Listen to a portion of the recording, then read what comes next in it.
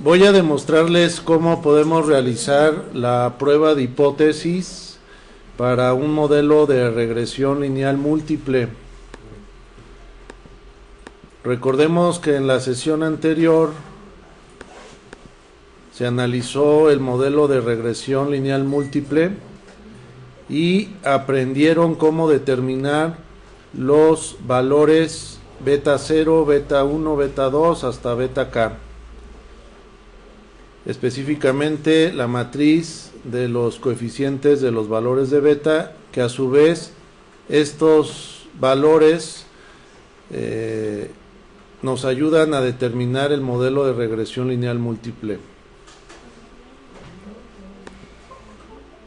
También se analizó cómo determinar el coeficiente de determinación que nos indica el porcentaje que se explica, y se analizó este ejemplo.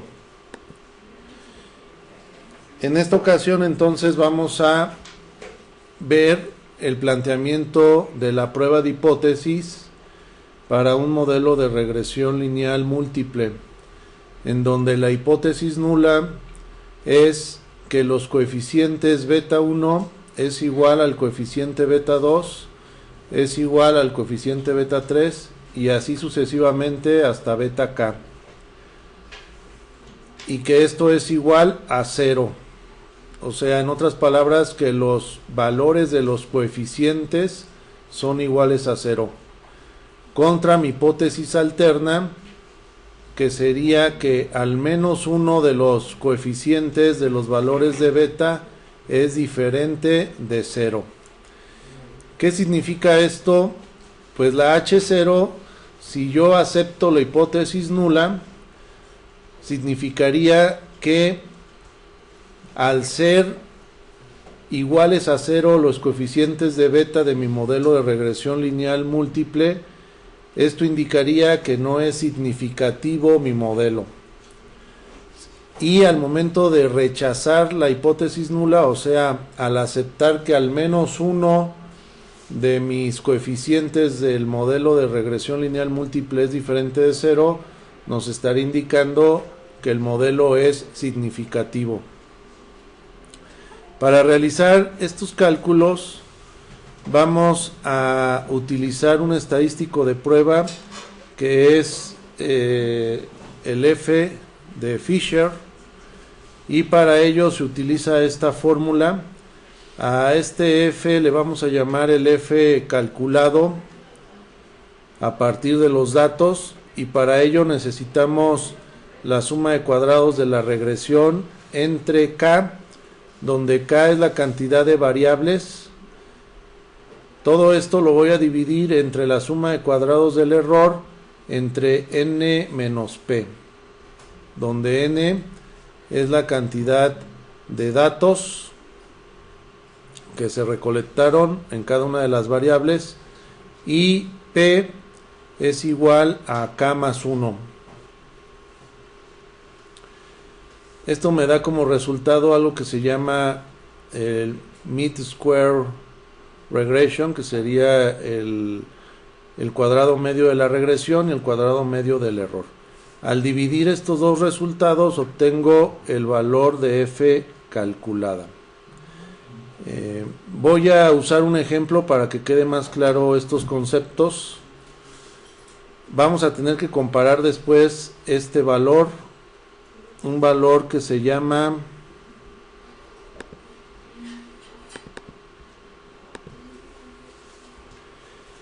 el F de tablas, o el F crítico, que es el que estoy señalando aquí, que va a tener un nivel de alfa, grados de libertad K, n menos p.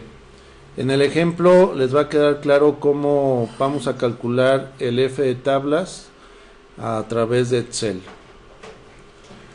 Así que voy a irme al ejemplo de Excel que ya previamente trabajamos, y voy a copiar y pegar la fórmula de la prueba de hipótesis que utilizo para determinar el valor de F Este F le vamos a llamar el F calculado, y para ello simplemente voy a sustituir los valores. Voy a poner el signo igual, abro paréntesis, la suma de cuadrados de la regresión, aquí la tengo, ya la calculamos previamente en la sesión anterior, y lo voy a dividir entre K, el número de variables. El número de variables son 1, 2, 3, 4, 5 variables.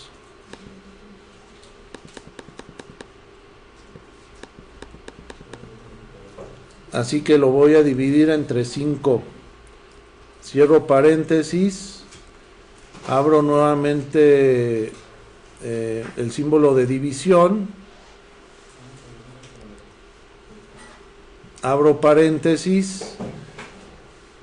Nuevamente abro otro paréntesis, doble paréntesis, y ahora voy a calcular la suma de cuadrados del error. ¿A qué es igual la suma de cuadrados del error? Es igual a la suma de cuadrados totales menos la suma de cuadrados de la regresión. Eso me da igual a la suma de cuadrados del error. ¿De dónde saco esta expresión? Pues recuerden que sale de esta ecuación donde me dice que la suma de cuadrados totales es igual a la suma de cuadrados de la regresión más la suma de cuadrados del error.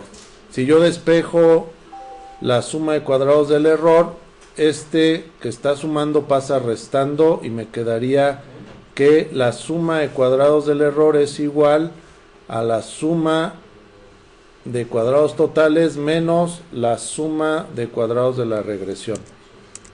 Por eso es que estoy aquí usando estos dos valores que ya calculé. Cierro paréntesis, agrego el signo de división, abro paréntesis, y ahora va a ser entre n menos p, donde n para nuestro ejemplo son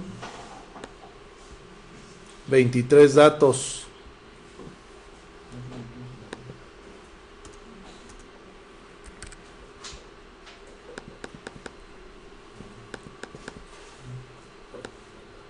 Entonces agrego 23 datos, es el valor de n menos p, donde p es igual a k más 1.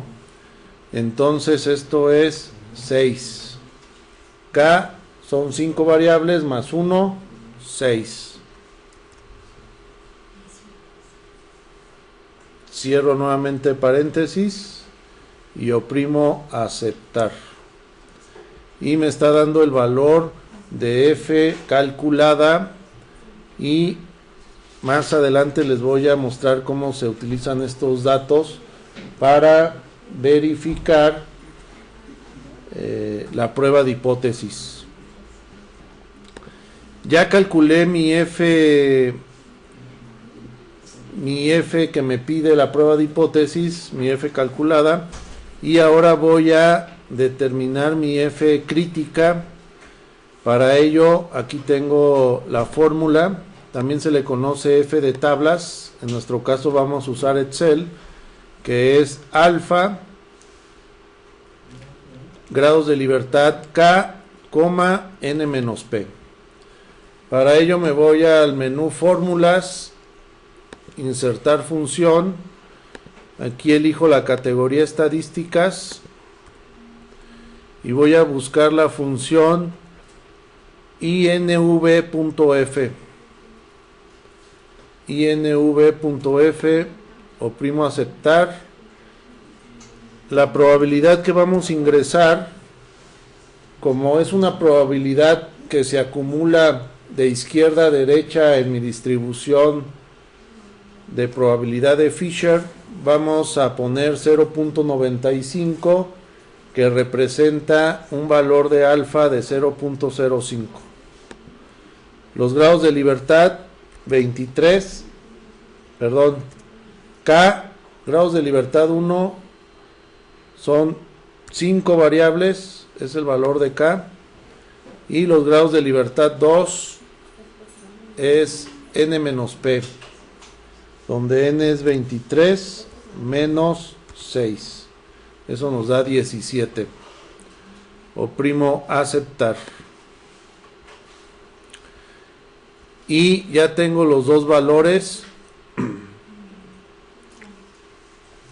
el valor de F y el valor de F de tablas o crítico. Voy a copiar estos valores.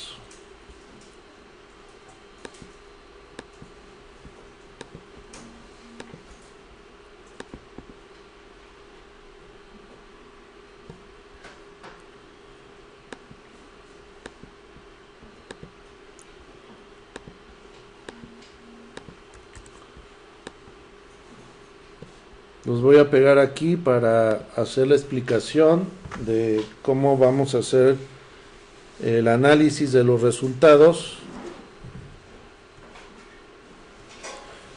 Entonces aquí es importante que comprendamos que la distribución F de Fisher tiene el siguiente comportamiento. Tiene un comportamiento de esta naturaleza.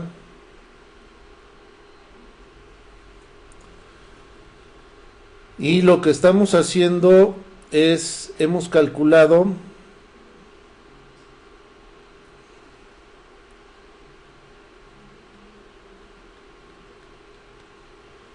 este es alfa,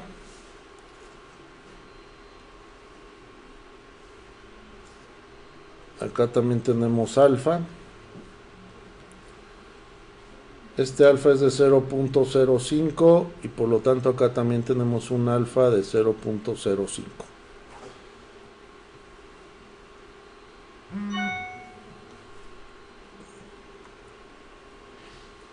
Ahora, todo lo que está aquí dentro de los valores de los límites de alfa, vamos a decir que es la zona de aceptación de H0, de mi hipótesis nula. Donde la H0, recordemos que es beta 1 es igual a beta 2 igual a beta 3 igual a beta K igual a 0. Y lo que esté fuera de los valores de alfa, esto es mi zona de rechazo de mi H0, y lo mismo aquí será zona de rechazo.